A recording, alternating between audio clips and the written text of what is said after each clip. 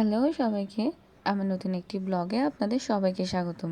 আপনারা ভিডিওতে যে জায়গাটি দেখতে পাচ্ছেন সেই জায়গাটিকে অনেকেই চিনেন।